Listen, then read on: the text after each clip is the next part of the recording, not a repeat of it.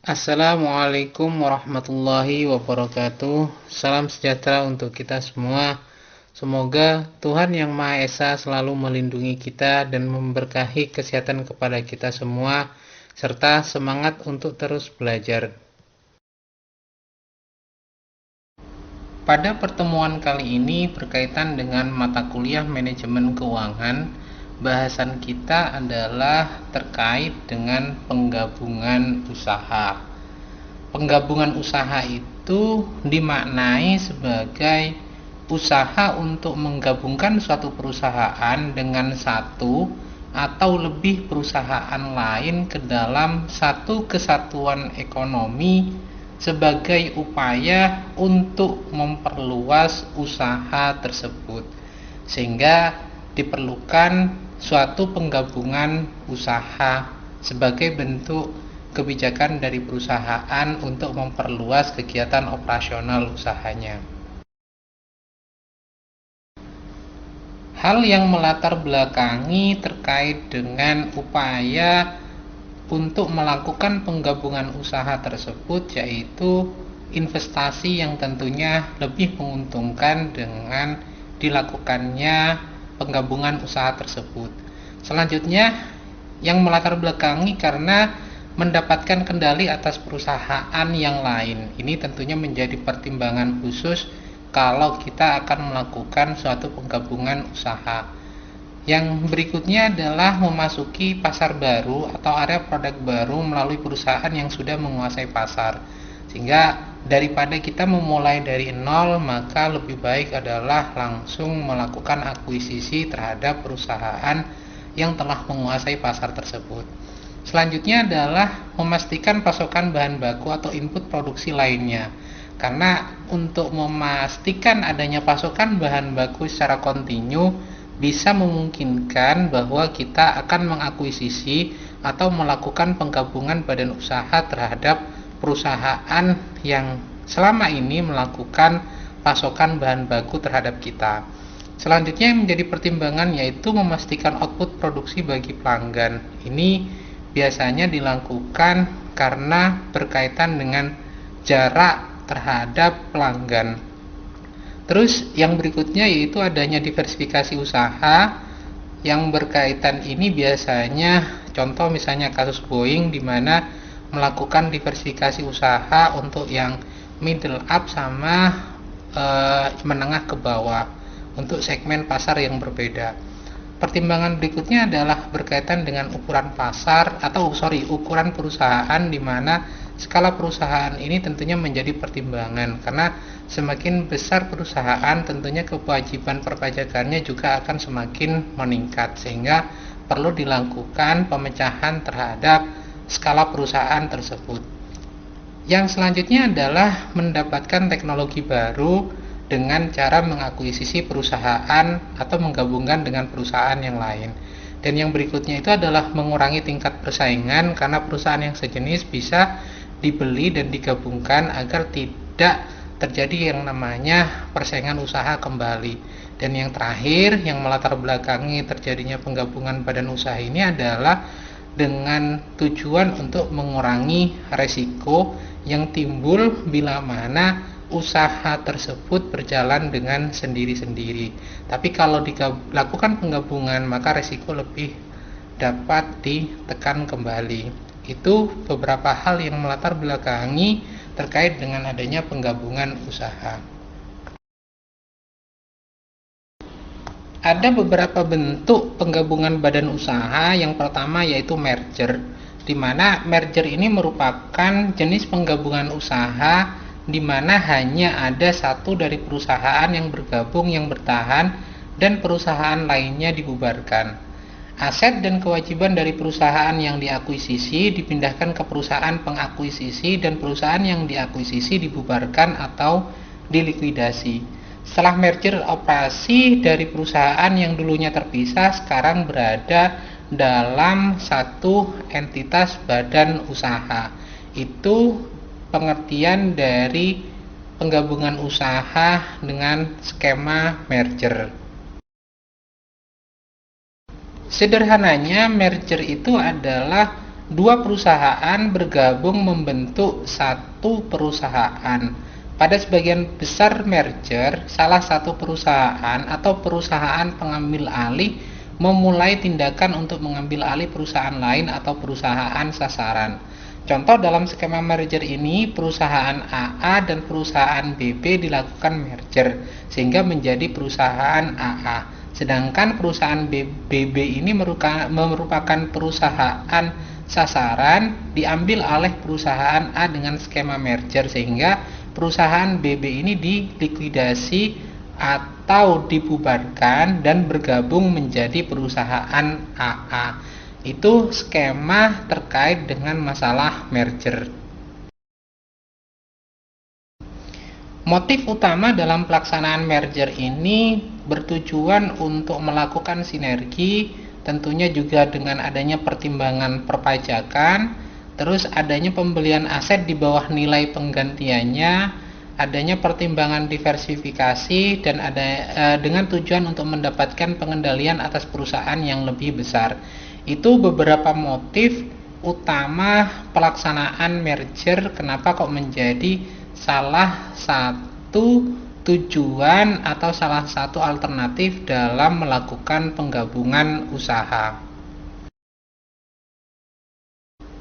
Terkait dengan pelaksanaan penggabungan badan usaha dengan skema merger ini, ada beberapa keuntungan dan kerugian.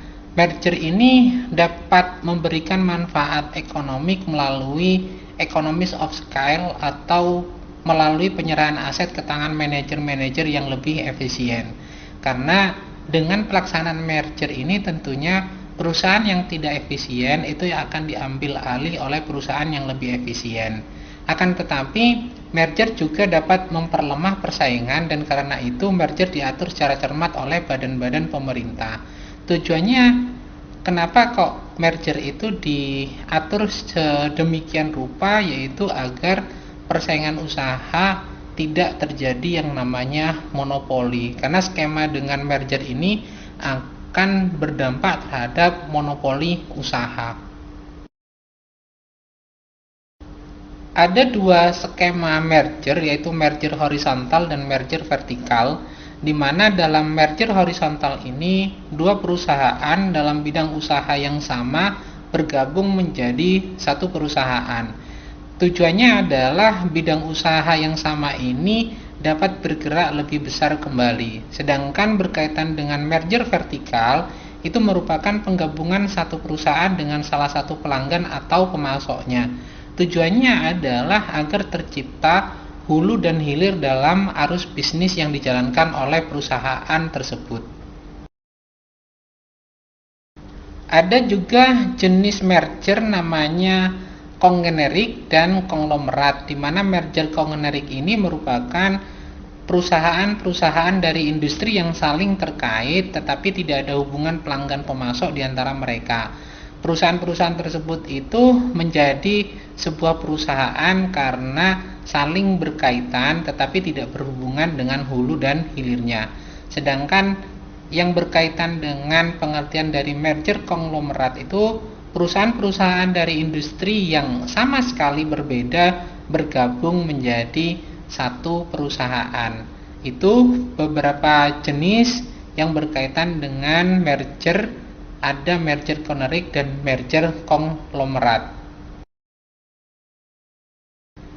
Jenis merger berikutnya yaitu merger sukarela dan merger paksa. Untuk merger sukarela ini, manajemen kedua belah pihak sama-sama menyetujui untuk melakukan penggabungan usaha tersebut dengan skema merger. Sedangkan untuk merger secara paksa, manajemen perusahaan sasaran menolak rencana merger tersebut, sehingga pihak dari perusahaan yang akan mengakuisisi itu melakukan pemaksaan terhadap perusahaan yang diakuisisi untuk pelaksanaan merger bagi dua perusahaan tersebut menjadi satu perusahaan. Jenis merger yang lainnya yaitu operasional dan keuangan, di mana untuk merger operasi ini adalah operasional dari dua perusahaan digabung menjadi satu. Sedangkan untuk merger keuangan, dua perusahaan tetap beroperasi secara terpisah dan karena itu tidak diharapkan adanya penghematan operasi. Tapi dalam laporan keuangannya dijadikan satu kesatuan terkait dengan merger keuangan ini. Dalam hal penggabungan usaha melalui skema merger ini, ada beberapa hal yang perlu dipertimbangkan terutama mengenai analisis dan metode penilaian. Dalam analisis merger, beberapa masalah kunci yang perlu dipecahkan itu berkaitan dengan dua hal. Yang pertama adalah harga yang akan dibayar untuk perusahaan sasaran yang akan diakuisisi dan situasi ketenagakerjaan. Apakah harganya itu sesuai dengan harga pasar atau ada harga tertentu yang telah diputuskan bersama. Sedangkan kondisi ketenagakerjaan, apakah tenaga kerja di sana harganya murah atau ada hal yang menjadi pengendali terhadap ketenagakerjaan tersebut. Sehubungan dengan metode dalam menentukan nilai perusahaan sasaran atau perusahaan yang diakuisisi, ada dua metode yang dapat dipergunakan, yaitu metode arus kas yang didiskontokan dan metode multiple pasar. Untuk metode arus kas yang didiskontokan, maka dilakukan perhitungan terlebih dahulu terkait dengan nilai dari perusahaan sasaran yang akan dilikuidasi tersebut.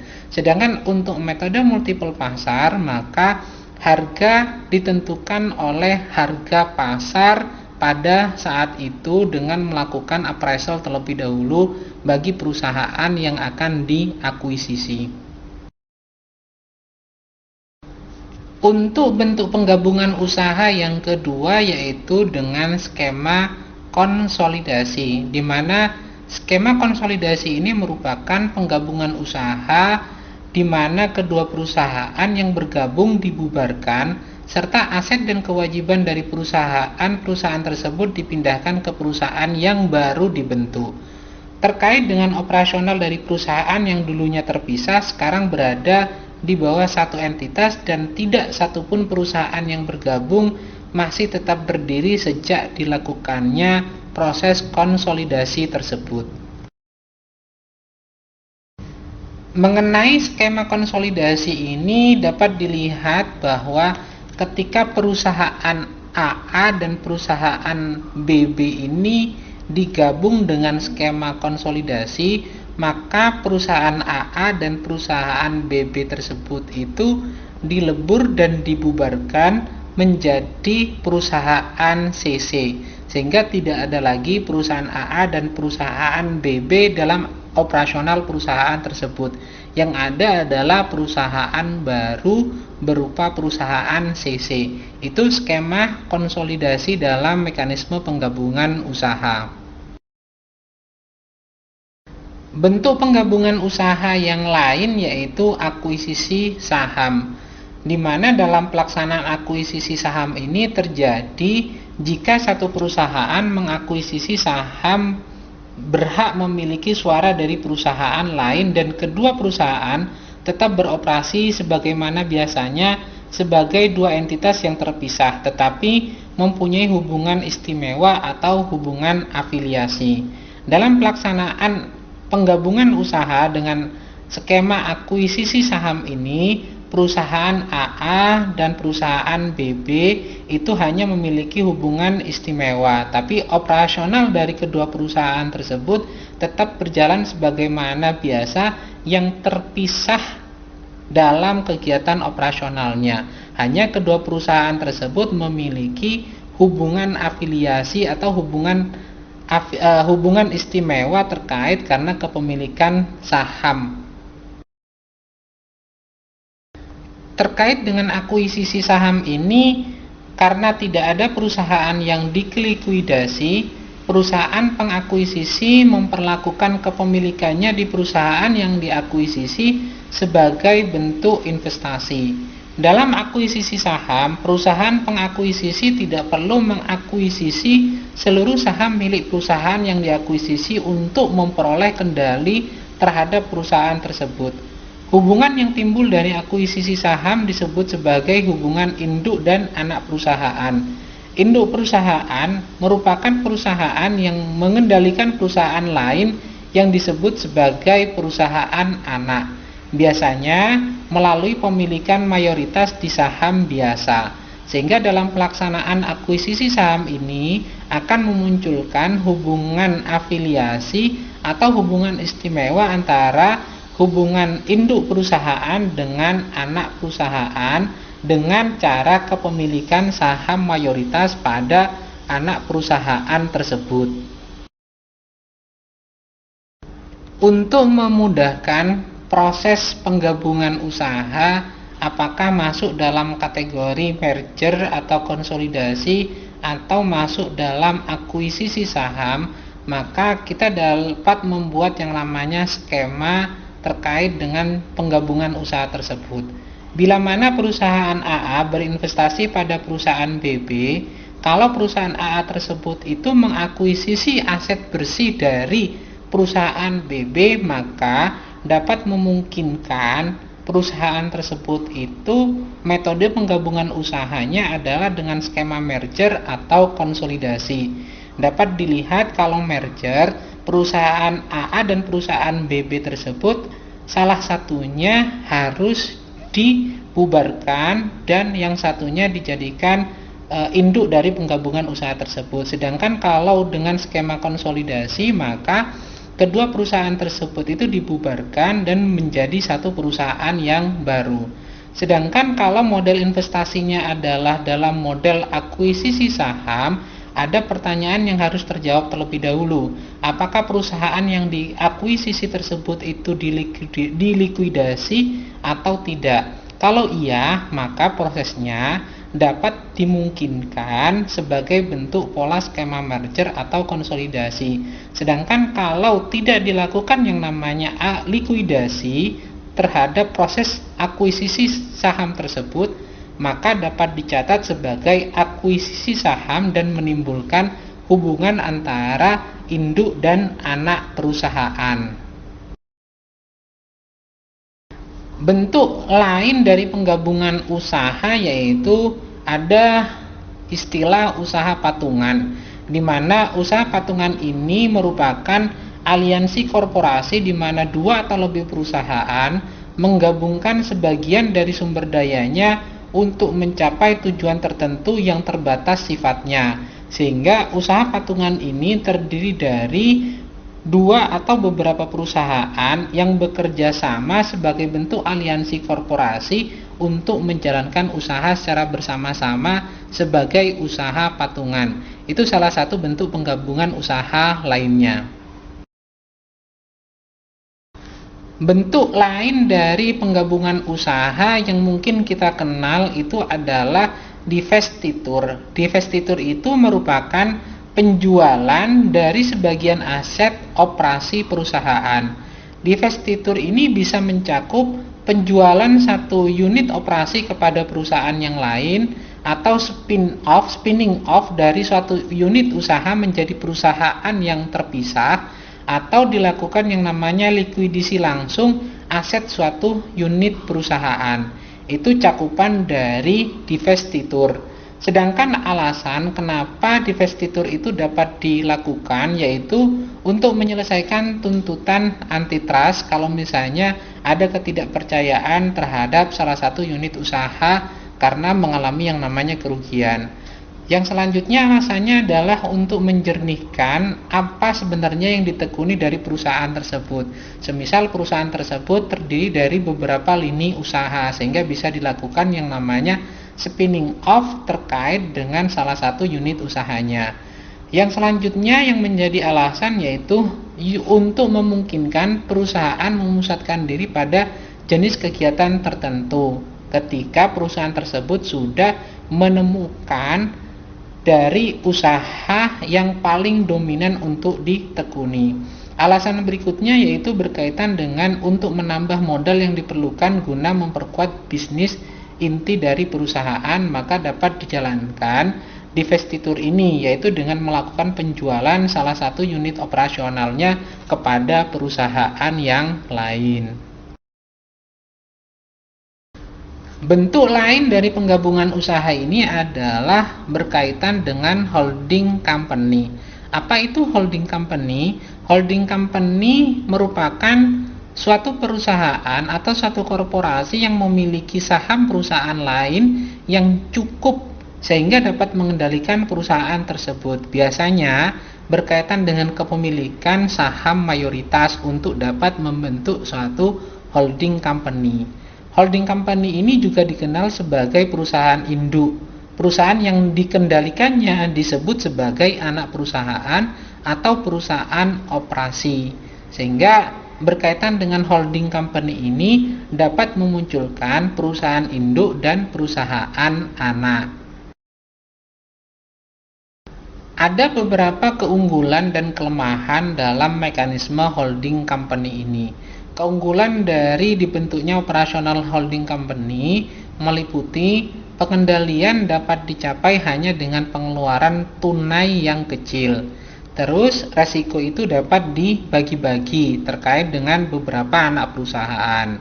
Terus perusahaan yang diatur pemerintah dapat mengoperasikan anak perusahaan yang terpisah untuk usaha yang diatur dan yang tidak diatur, sehingga sebagai holding company dapat menentukan mana perusahaan yang dapat dipisahkan dari induk perusahaan dan mana yang tidak perlu dilakukan pemisahan dengan induk perusahaan.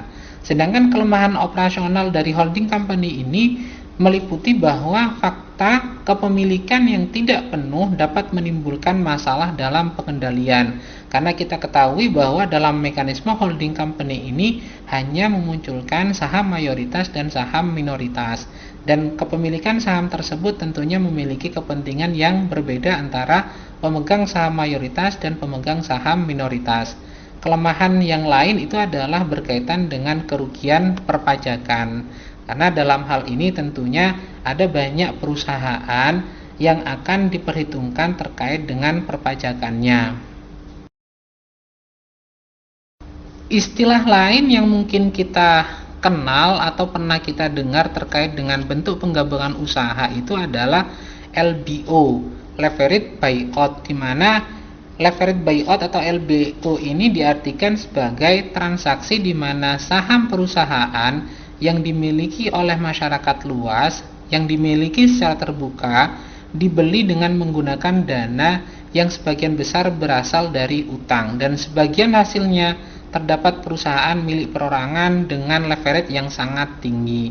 Dalam artian bahwa saham yang dimiliki oleh masyarakat umum itu dibeli kembali oleh perusahaan tapi dengan menggunakan dana talangan atau dana pinjaman. Seringkali manajemen perusahaan itu sendiri yang melaksanakan kegiatan leveraged buyout ini, sehingga kepemilikan saham itu kembali kepada manajemen perusahaan. Hanya saja asal penggunaan dananya itu bukan dari keuntungan perusahaan, tapi dihasilkan atau diperoleh dari pinjaman dari pihak yang lain. Mungkin ini pertemuan terakhir berkaitan dengan mata kuliah manajemen keuangan. Mudah-mudahan dapat dipahami dengan baik. Bila ada hal yang kurang berkenan, saya mohon maaf sebesar-besarnya. Jangan lupa untuk selalu mentaati dan menjalankan protokol kesehatan dengan baik dan juga jaga kesehatan. Saya akhiri, terima kasih. Wabillahi taufiq wal hidayah. Wassalamualaikum warahmatullahi wabarakatuh.